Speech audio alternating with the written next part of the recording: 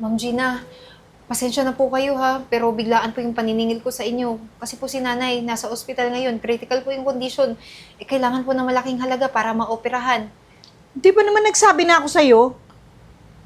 Nung nakaraang buwan, sinabi ko sa'yo na gipit ngayon ng akit ng pera sa amin. Wala rin ako ibabayad sa'yo. Ano ba to nung bigla-bigla ka naman kumaningil? Kahit magkano po, para lang po may pandagdag ako sa pangpa-opera, parang awa nyo na po, buhay po yung nakasalalay dito. Oo, buhay nga kung buhay. Pero paano nga? Wala nga akong maibigay. Ano ibibigay ko sa'yo? Pero Ma'am Gina, di ba po yung nanghiram po kayo sa amin ng pera, mabilis naman kami nang bigay sa'yo kahit wala din kami noon. Sana ganun din po yung gawin nyo sa amin. Kahit anong pong gawin ko sa inyo, kahit lumuhod po ako, halikan yung paa nyo para lang po mabigay nyo po yung pera. Kahit magpatiwa-tiwari ka dyan. Pag sinabi kong wala, wala.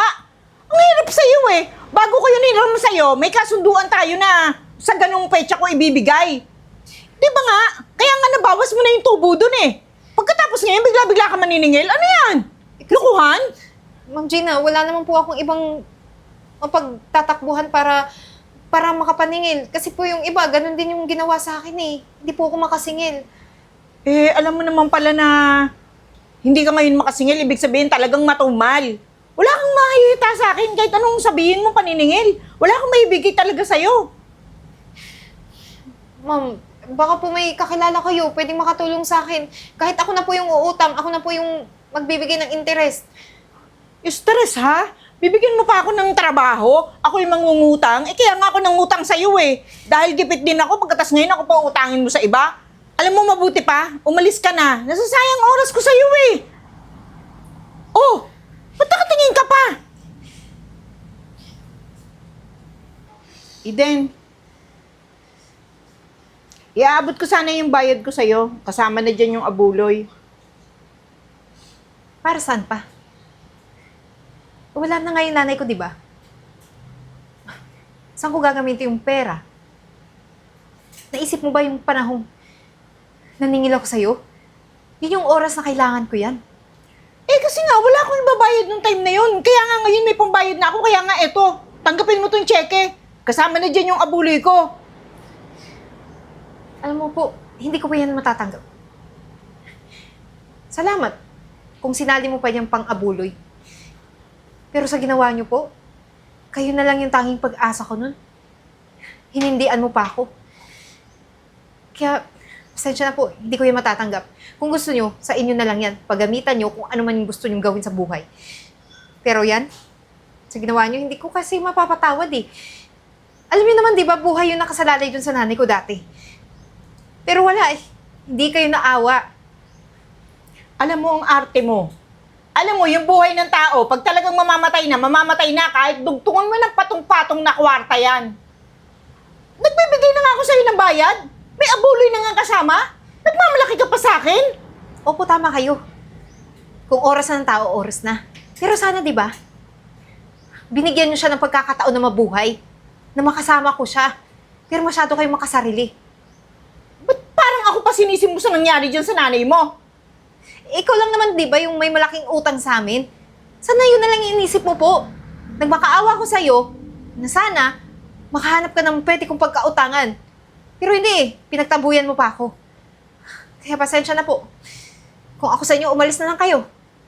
Kasi ayoko madistorbo tong lamay ng nanay ko. Ang arte mo talaga. O, eto ang pera!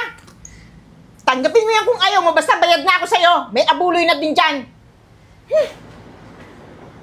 Sir, napapunta po ako dito. Mag-a-apply po sana ako ng loan.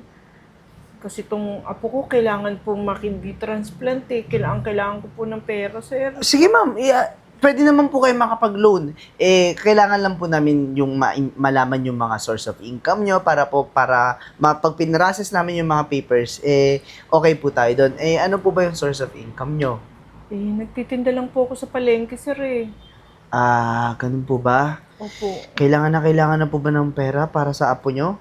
Opo, kailangan po siya mga kidney transplant sa lalong madaling panahon. Nasa magkano po ba yung kailangan nyo? Parang lampas po ng 200 eh. 200,000? Opo. Ma'am, Pwede naman po makautang kahit sino sa amin basta may maayos na source of income. Pero may range lang po kasi kami ng pinapautang kung magkanong amount lang po. Depende po sa kaya niyong bayaran. Sir, nakikiusap na po ako sa inyo. Baka pwede kong makautang po ng mabilis. Kasi po, sir, naghahabol po ako ng oras para sa apo ko. Tulungan niyo naman ako, sir. Ma'am, naiintindihan ko po kayo ng sobra. Pero may mga process po kasi kami pag magpapautang, i-CCI pa po, check pa po lahat, may mga background check and everything bago po ma-approve. Pero sa case nyo, mukhang urgent na talaga yan eh. Opo, sir.